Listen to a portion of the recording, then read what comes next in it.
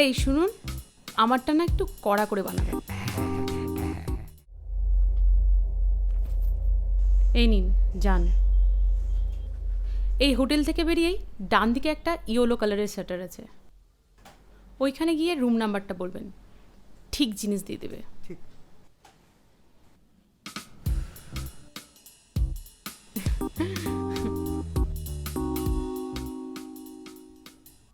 পাপড়ি রাব ডালে ফসলের ঘুম, তেমনি তোমার নিবিড় চলা,